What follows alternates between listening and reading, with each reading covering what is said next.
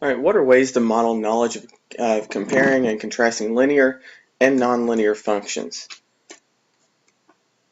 All right, first thing I want to look at is what are ways to identify linear functions?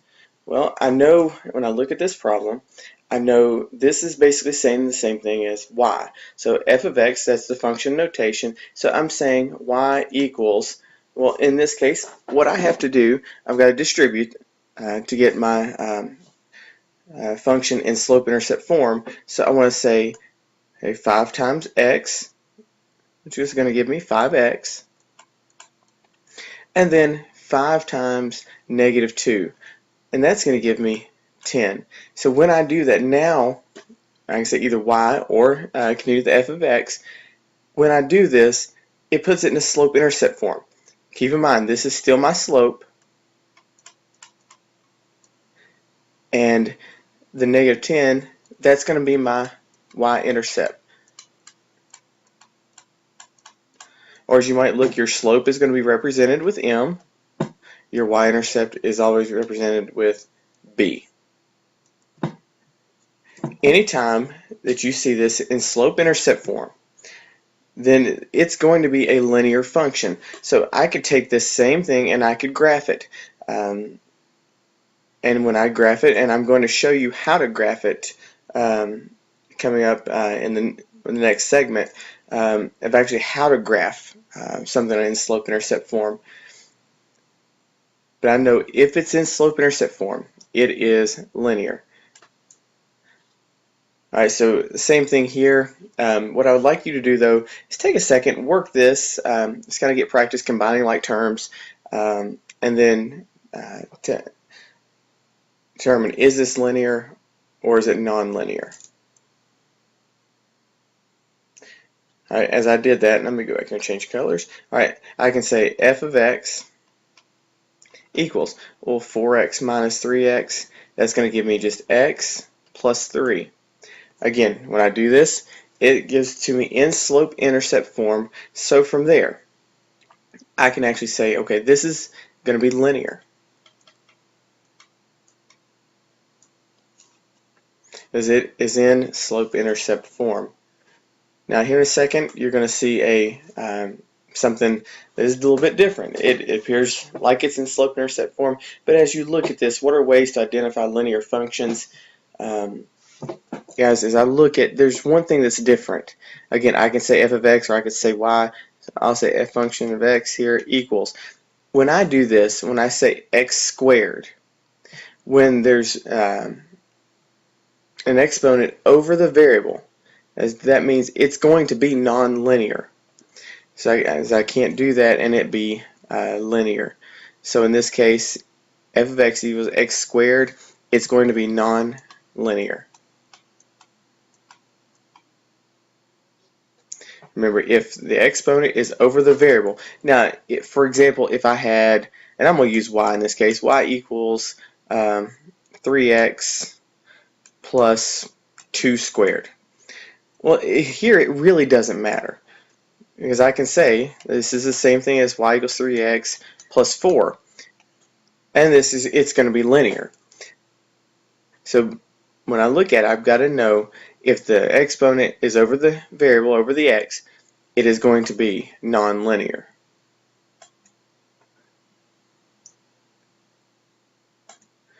Again, here's just a couple more examples. This one,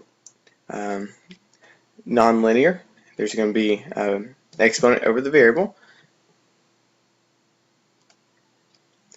Alright, now, this is a little bit different look here. And this is, you're given a table. So if I'm given a table, how do I know if this is going to be linear or non-linear? The first thing I've got to pay attention to is, yes, is it a function? Well, in this case, it's going to be a function. As I look at my domains, everything checks out to being, you got one range for every domain. So when I do that, I look, okay, now I have to determine, is it linear or is it going to be non-linear? Well, I've got to look at the rate of change, just like what we've been talking about in class. I've got to look at that rate of change. What's the difference between this one? And I look at the pattern. Okay, it's going up by 1. from 2 to 3, plus 1. 3 to 4, plus 1. 4 to 5, plus 1. And then 5 to 6, plus 1. What I'm seeing here is for my input, I have a constant rate of change. And if I have a constant rate of change, that's on its way to, so far, looking linear. But if I just look at the x, that can get me into trouble. I have to look at the y or the output as well. So my rate of change between 2 and 4, plus 2. 4 and 6, plus 2. 6 and 8, you have plus 2. 8 to 10, plus 2.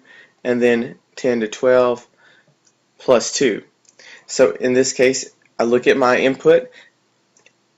No matter what, it's going up by 1, staying consistent. On my y, same thing. It's going up by 2, and it stays consistent. So I know I have a constant rate of change. So in this case, this function is going to be linear. Now I want to come over and look at this one. It's set up a little differently. Your x goes on top, y goes on the bottom. The rate of change, you have 1 to 2, you have plus 1. 2 to 3, plus 1. 3 to 4, you have plus 1. 4 to 5, plus 1. And then you have 5 to 6, which again is going to be plus 1. So far, hey, if I just looked at the x, I would say, yeah, this is going to be linear. But I have to look at something else. I have to look at the output. I would say, okay, now my y, 2 to 6, that's going to be, okay, it's going up by 4. 6 to 18, there's definitely the rate of change is going to be different. You're going to have plus 12. Now 18 to 54, you're going to have a different rate of change.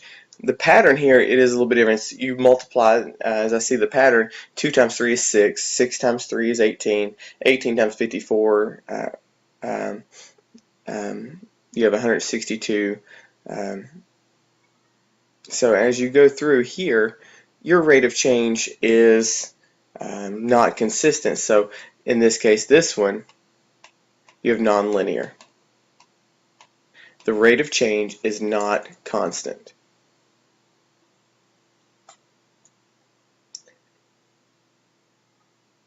All right, what I want you to do is I want you to look at these three examples, and I want you to work these. So pause the video, work these three examples, and then we will actually go over these in just a minute. You have to say, okay, is it linear? Is it nonlinear?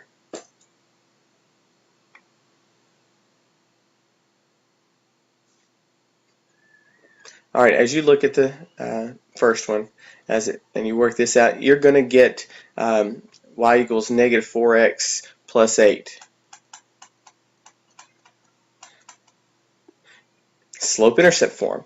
So here I know that this is going to be a linear function when I graph that. Now number 2, this one again, this one's going to be nonlinear.